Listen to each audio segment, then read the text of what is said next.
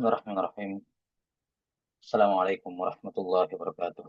Alhamdulillahirabbil alamin. Wassalatu wassalamu ala asyrafil anbiya'i wal mursalin. Nabiyyina Muhammadin wa ala alihi wa sahbihi ajma'in. Asyhadu an la ilaha illallah wahdahu la syarika lah wa asyhadu anna Muhammadan abduhu wa rasuluh amma ba'd. Kita lanjutkan penjelasan dari Kitabul Ilm dari Mukhtasar Sahih Al-Bukhari karya Ibn Abi Jamrah Al-Azdi Al-Andalusi rahimahullah yang wafat tahun 675. Hadis berikutnya disebutkan oleh Al-Musannifu rahimahullahu taala babu, ini dari kitabnya, dari judul dari Imam Al-Bukhari ya, babu man ajabal futya bi isyaratil yadi war ra's. Bab orang yang orang yang menjawab fatwa dengan isyarat tangan atau isyarat kepala. Nah, bab ini dibuat oleh Imam Al-Bukhari rahimahullah, eh, berhubungan dengan Kitabul Ilm, jelas ya. Di sini akan pembolehan, ya, bolehnya seorang mufti atau orang yang ditanya untuk menjawab suatu fatwa ya dengan isyarat, ya, dengan isyarat tangan ataupun kepala. Nah, di sini sehubungan dengan Kitabul Ilm, saya kira yang jelas ya, ini salah satu metode dalam penyampaian ilmu. Salah satu cara dalam penyampaian ilmu adalah boleh dengan menggunakan isyarat. Boleh dengan menggunakan isyarat. Cuma di sini tentunya eh, isyarat yang dipergunakan haruslah isyarat yang jelas. Haruslah apa? Isyarat yang jelas dan mafhum, difahami oleh semua orang. Atau setidaknya difahami oleh si penanya. Agar jangan sampai dia salah menginterpretasikan, dia salah menafsirkan atau memahami isyarat yang diberikan oleh si mufti. Ya, isyarat oleh memahami isyarat yang diberikan oleh si mufti. Nah, dan di sini disebutkan isyarat aliyat atau ras dengan tangan atau kepala. Karena ini adalah dua anggota tubuh yang paling sering dipakai untuk memberikan isyarat. Wa illa misalnya di sebuah urf, di tengah di sebuah masyarakat ada urf menggunakan isyarat dengan selain tangan atau selain kepala, maka itu juga diperbolehkan. Ya, selama itu sesuai dengan urf dan tidak bertentangan dengan syariat. Nah, wallahu alam bisawab. Dan di sini juga nampak bahwa jawaban ya atau mufti itu boleh memberikan jawaban dengan isyarat. Ini sisi penilaiannya, boleh memberikan jawaban dengan isyarat dan tentu saja ya tidak semua jawaban, hanya jawaban yang memang memungkinkan dijawab dengan isyarat seperti ya atau tidak, ya, dan semacamnya, karena itu bisa dipahami dari konteks soal. Dari konteks soalnya apakah boleh atau apakah dibenarkan, ya, kemudian jawabannya ya atau tidak, boleh tidak boleh, ini semuanya boleh apa dijawab dengan isyarat. Adapun pertanyaan yang jawabannya tentu saja tidak cukup dengan sekedar ya atau tidak, ya boleh atau tidak boleh, maka ini tidak diperbolehkan menjawab dengan isyarat. Allahu alam bishawab.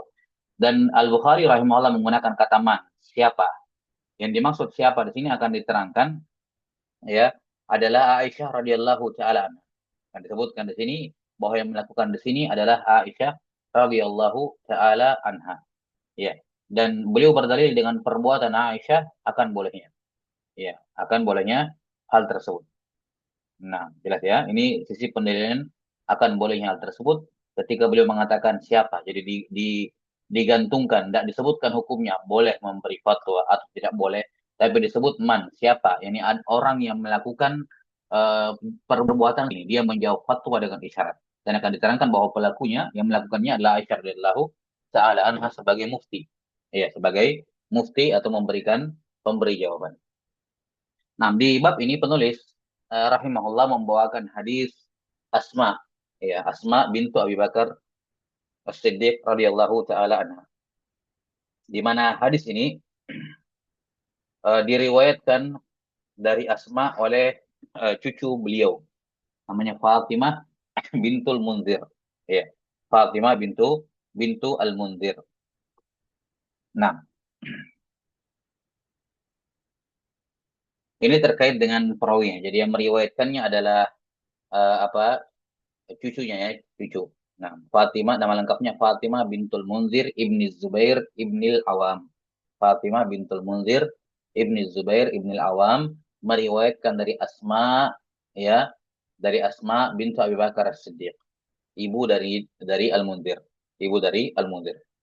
Baik, disebutkan di sini oleh Fatimah, beliau bercerita,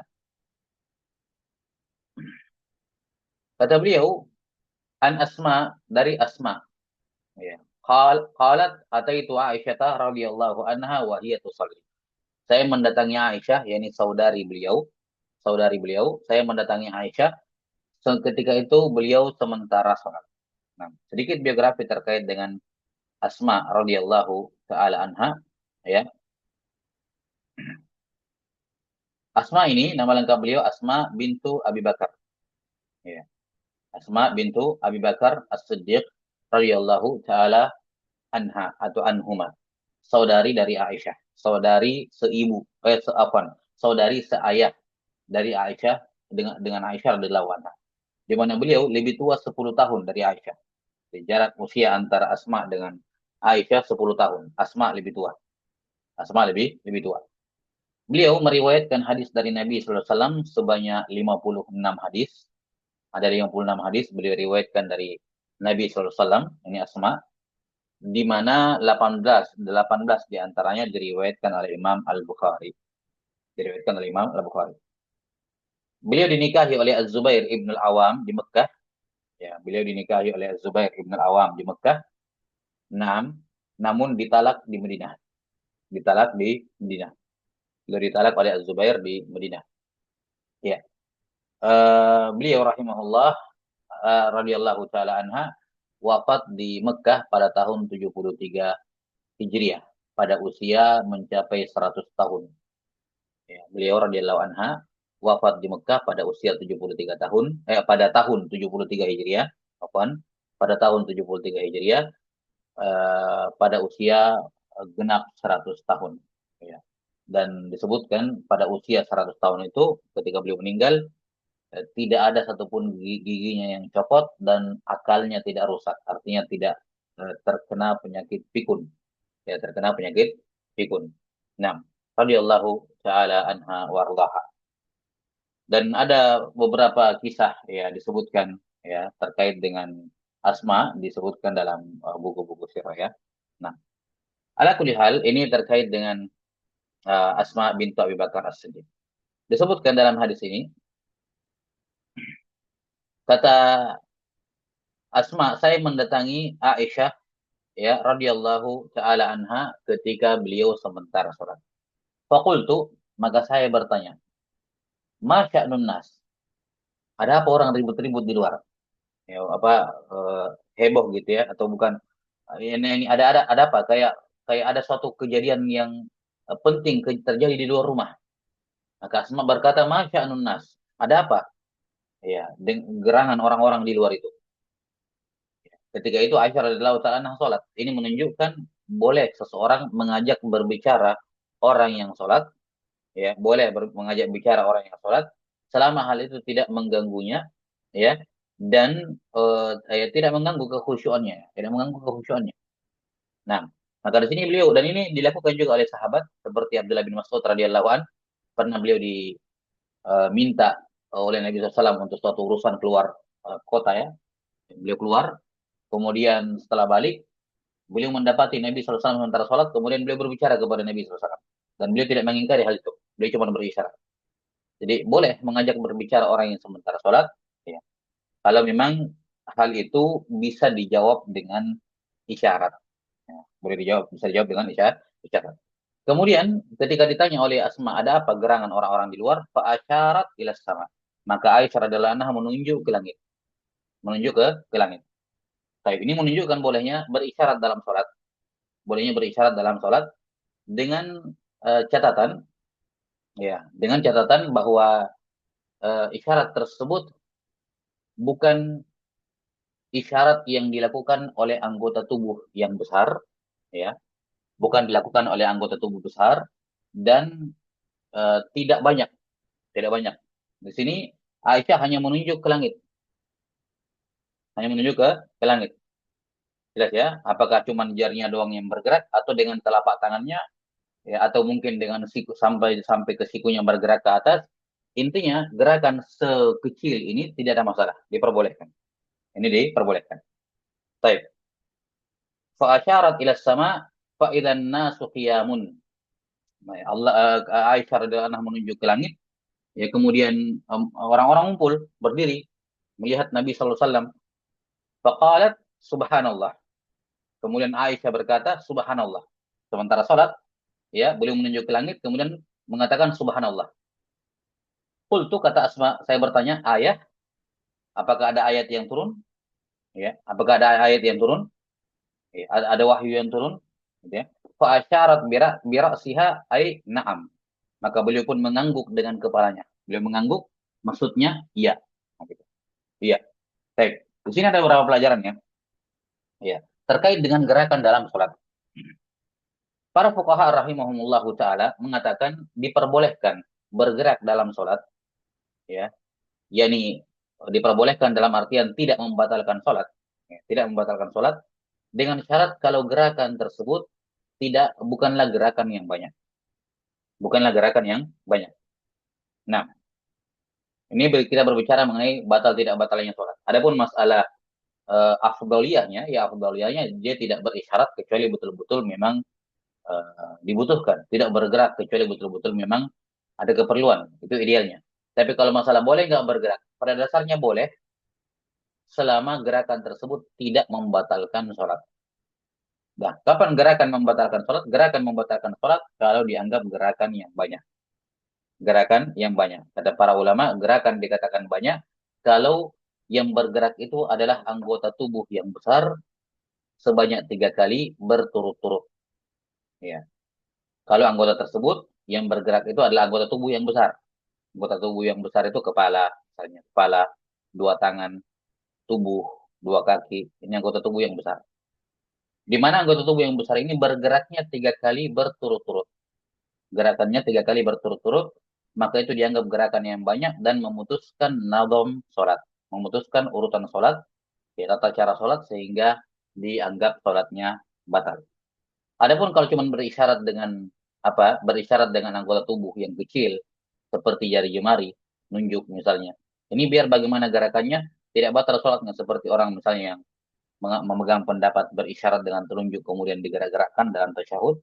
Ya ini walaupun makruh tapi tidak membatalkan sholat. Ya, kenapa? Karena yang bergerak banyak adalah anggota tubuh yang kecil. Atau anggota tubuh yang besar tapi tidak banyak seperti di sini Aisyah mengangguk dengan kepalanya. Ini kepala dan kepala itu termasuk anggota tubuh yang besar. Tapi beliau hanya mengangguk sekali. Mengangguk sekali. Jelas ya? Atau bergeraknya 3 kali dengan anggota tubuh yang besar, tapi 3 kali ini tidak berturut-turut. Misalnya satu gerakan di rakaat pertama, terus satu rakaat gerakan lagi di rakaat kedua misalnya. Maka ini bukan dihitung dua, tapi dihitung satu satu. Ya, ada kulihal di sini menunjukkan bahwa boleh melakukan gerakan di luar dari gerakan sholat di tengah-tengah sholat dengan syarat tidak terlalu tidak banyak, ya, tidak banyak, ya, tidak sampai 3 kali atau yang setara dengan 3 kali. Setara dengan 3 kali maksudnya kata para fuqaha seperti melompat, melompat walaupun 1 kali setara dengan 3 kali, banyak, besar.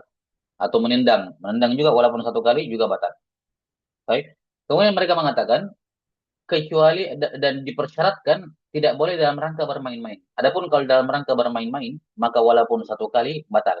Misalnya dia mengedipkan matanya untuk bermain-main. Kasih kode ke temannya dengan kedipan mata dalam rangka untuk bermain-main. Maka ini batal salatnya. Demikian pula kalau dia menggerakkan jari, ya, dengan memberikan isyarat untuk bermain-main, ya, atau yang semacamnya, maka ini juga membatalkan salat. Kenapa? Karena tujuannya untuk bermain-main. Ada kulihal di sini menunjukkan bolehnya sedikit gerakan dalam salat. Kemudian di sini ucapan Aisyah subhanallah, subhanallah ini ya boleh diucapkan. Bukan hanya untuk memperbaiki imam, bukan hanya untuk memperbaiki imam, tapi untuk hal-hal yang lain. Ya, bukan hanya untuk memperbaiki imam. Misalnya seorang sementara sholat, kemudian melihat anak bayi mau jatuh. Kemudian ada orang di situ tapi dia tidak ngeh. Ya, ada orang di situ dia tidak ngeh. Daripada dia memutuskan sholatnya terus menolong, dia coba dengan isyarat dulu. Dia mengatakan subhanallah, ya, supaya orang itu sadar apa yang terjadi di belakangnya. Anaknya mau jatuh misalnya. Ini diperbolehkan. Ya, dia bertasbih. Jadi ucapan tasbih bagi ucapan tasbih ini tidak hanya dibolehkan untuk apa memperbaiki imam yang sholat, nah, memperbaiki kekeliruan imam, tapi juga boleh untuk mengingatkan orang yang di luar sholat. Dan di sini tentunya Aisyah menggunakan subhanallah ya sama, sama perempuan gitu ya. Wa illa dalam sholat berjamaah dengan laki-laki, kita tahu perempuan itu dengan menepuk punggung telapak tangannya untuk memberikan isyarat. Adapun di sini kan konteksnya dengan asma ya tidak ada suara, tidak ada yang bukan mahram di sekitarnya, maka diperbolehkan. Allahu a'lam bishawab. Ya. Kemudian di sini sisi pendalilan Imam Al-Bukhari rahimahullah dari hadis ini adalah perbuatan Aisyah. Ya, di dua kali beliau ketika ditanya ada apa dengan orang, ada apa orang-orang di luar, beliau berisyarat menunjuk pakai tangan, ya kan? Dan ini konteksnya walaupun bukan menjawab pertanyaan, ya bukan menjawab pertanyaan agama maksudnya, tapi kan masih terkait, ya, masih terkait. Yakni boleh bertanya, boleh memberikan jawaban dengan isyarat, boleh memberikan jawaban dengan isyarat. Nah, kedua ditanyakan lagi, ayah, apakah ada ayat yang turun? Beliau berisyarat dengan kepala. Jadi yang pertama dengan tangan, yang kedua dengan kepala. Ini menunjukkan boleh menjawab jawaban, memberikan jawaban dengan isyarat. Baik pertanyaannya, walaupun pertanyaannya di sini bukan dalam konteks pertanyaan fatwa agama gitu ya. Nah, secara langsung tidak, tapi menunjukkan hal itu boleh. Yani kalau bertanya dalam perkara dunia boleh, maka dalam perkara agama juga boleh. Ya, tapi kalau kita gali lebih jauh, nampak bahwa konteksnya di sini kan menanyakan masalah agama. Ayat, apakah ada ayat yang turun, ada wahyu yang turun, gitu ya. Nah, ini kan terkait dengan masalah agama secara tidak langsung gitu. Secara tidak langsung, maka Aisyah radhiyallahu anha menjawab menganggukkan kepala, nah. Baik, ini sisi pendalilan Imam Al-Bukhari rahimahullahu taala. Nah, nanti sallallahu ala nabiyina Muhammadin wa ala alihi wa sahbihi wasallam. Alhamdulillahirabbil alamin.